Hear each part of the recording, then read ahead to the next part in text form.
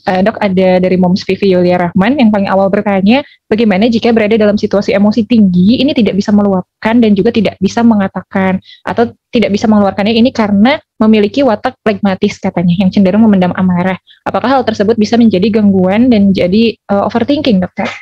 Ya, oke. Ada lagi? Mungkin bisa langsung tiga, boleh. Kemudian ini juga ada, ini sepertinya ada kasus dari sahabat Nur, katanya bibinya sedang mengalami depresi sejak hari Senin lalu, teriak-teriak, bicara tidak karuan, bahkan bapaknya hampir katanya mau dicekik 2 kali karena tinggalnya di kampung dan keuangan terbatas, tidak bisa membawanya ke rumah sakit jiwa. Sekarang keadaannya semakin parah dan mohon maaf katanya sampai ini panjang, setiap hari dikunci di kamar karena katanya khawatir kabur. Jadi sebaiknya bagaimana bersikap sebagai keluarga, atau misalkan ada medisin yang harus dikonsumsi dan lain-lain katanya dokter. Kemudian ini dari Moms Nining dari Hijabers Mom Community, katanya sebagai orang tua kan memang ingin yang terbaik untuk anak-anaknya. Tapi ini ada salah satu kasusnya menjadwalkan anaknya untuk les ini, les itu. Apakah ini termasuk orang tua yang overthinking, dokter? Itu dokter mungkin 3 pertanyaan. Iya, baik. Ya, baik ya. Mungkin yang nomor 1, nomor 3 tadi bisa jadikan 1 ya, saya jawab dulu ya. Baik sahabat-sahabat, jazakumullah khairan katsiran pertanyaannya ya. Orang yang watak pragmatis atau orang yang cenderung hasratnya damai ya, memang kalau banyak pikiran jadi langsung nggak enak gitu ya. Nah, caranya ya itu tadi, coba dengan cara yang Nabi sarankan tadi, yaitu ya lagi marah berdiri duduk. Nah, pas duduk itulah kita bisa pakai berbagai macam cara. Tarik nafas panjang, kita istighfar, kemudian kita tambahkan tadi, apa sih yang aku pikirin nih? Mumpung disuruh duduk kan? Karena Nabi suruhnya duduk. Ya, coba dilatih deh pas misalnya ada juga orang begini, ya, sudah istighfar, udah enak. Atau dia misalnya pengen marah, marahnya tuh udah di mulut. Terus dibuang. Ditiup kayak gitu. Ya, sambil bayangkan marahnya tuh keluar dari mulut, dia masuk ke tanah. Itu juga teknik. Ya. Dan misalnya kita istighfar, astagfirullahaladzim. Nah itu tuh mengeluarkan energi kemarahan, energi kesedihan, energi kecemasan. Dan karena kita nggak lihat, makanya kita merasa bahwa istighfar itu sambil lalu saja. Padahal waktu istighfar itu, seandainya bisa lihat, itu ada energi hitam yang keluar dari mulut itu dari ya emosi tadi. Supaya lebih afdal, kita bayangin aja memang keluar gitu. Bahkan kalau saya bayangin marah, ada keluar tulisan marah, M-A-R-A-H gitu, terus masuk ke tanah. Saya membayangkan gitu. Karena pada saat kita membayangkan, kita ngomong kerja otak bagian kiri. Membayangkan karena dia keluar itu. Kadang dengan gitu aja udah tenang, udah. Tapi ada orang yang perlu juga ditambahkan, apa sih yang saya pikirin? Akhirnya ambil kertas, apa sih ini yang saya pikirin? Nah, kayak yang saya ajarin tadi, contohnya Mbak Aci tadi. Oh, muncul pikiran ini, terus abis dipikirin, rasain. Kalau saya mikir ini apa sih enak? Oh, nggak enak nih perasaan saya, udah contreng. Apalagi saya pikirin, tulis. Ya. Terus rasain lagi. Ah, nggak enak nih pikirin itu. Cari sampai misalnya udah 10, mikir 10 nggak enak, ada pikiran yang ke-11. Agak enak kan nih saya mikir. Nah, dapat itu. Sudah dapat, hitung dalam hati. Ya, kalau kita ngatur sendiri ya udah kita tarik nafas, baca taus 4 kali, baca bismillah gitu ya. Ya Allah, saya ada rasa agak enak ini ya Allah kalau saya memikirkan tentang pikiran yang ke-11 ini. Ya Allah, angkat rasa gembira ini menjadi rasa syukur. Karena kita bayangin tangga gitu. Hitung aja dalam hati. 1, 2, 3, 4, 5, naik 6 sampai 10. Dan kemudian, amin ya Allah. Anchor, ini namanya anchor. Kinesthetic anchor. Amin ya Allah, amin ya Allah, amin. Ya Allah. Nah, pada saat itu pegang jantung. Karena jantung itu magnetnya sedang nyala. Kalau lagi ada masalah sama anak, bayangin anak di depan kita tuh. Ya, kirim itu Al-Fatihah. Kalau sama suami, ya bayangin suami di depan kita. Al-Fatihah. Sebagaimana tadi Mbak Acit, karena kasusnya adalah yang dipikirin pekerjaan, ya bayangin pekerjaannya di depan Mbak. Nah ini tambahkan teknik ini. Tapi kayaknya capek banget Bu Aisyah kalau duduk, nggak apa-apa, rebahan kata Nabi.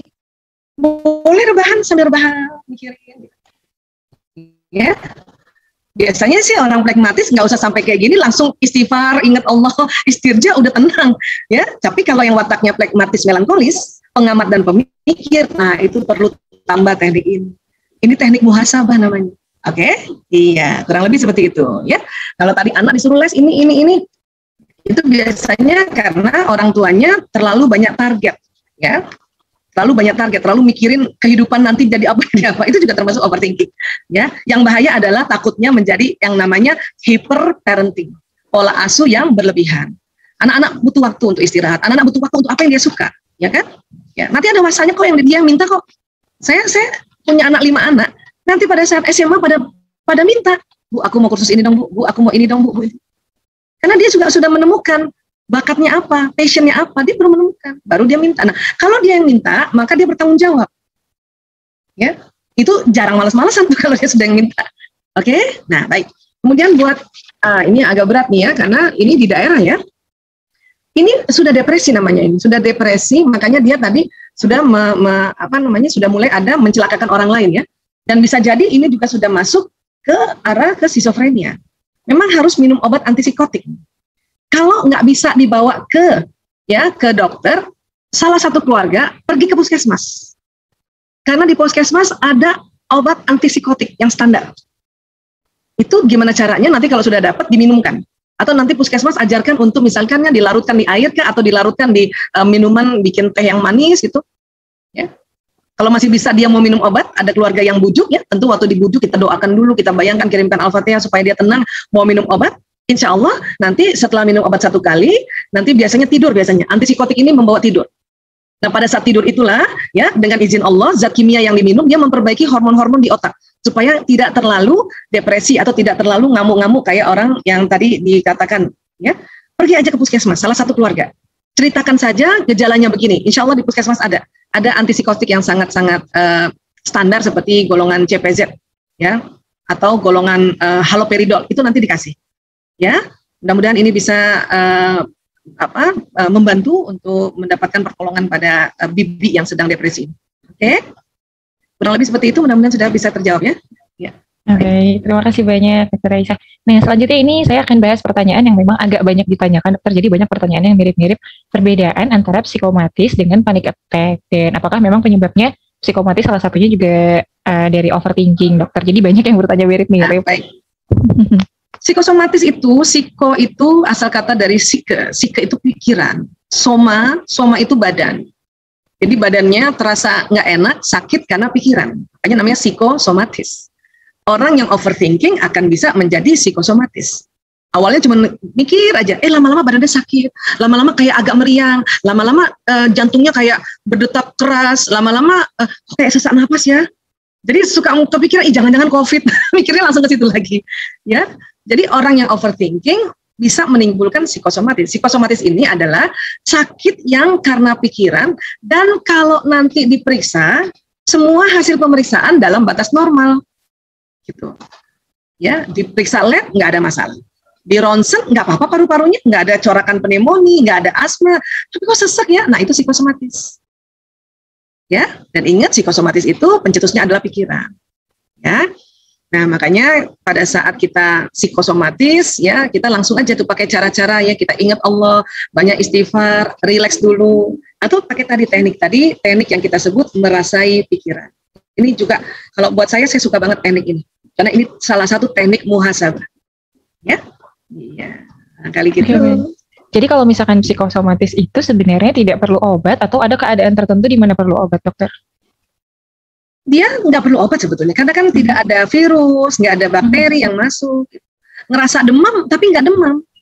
Gitu. Dia istilahnya ngelemeng-lemeng gitu aja. Kan kalau paracetamol antipiretik ini kan adalah kalau memang secara diukur suhu di atas 37 derajat. Nah, itu barulah manfaat.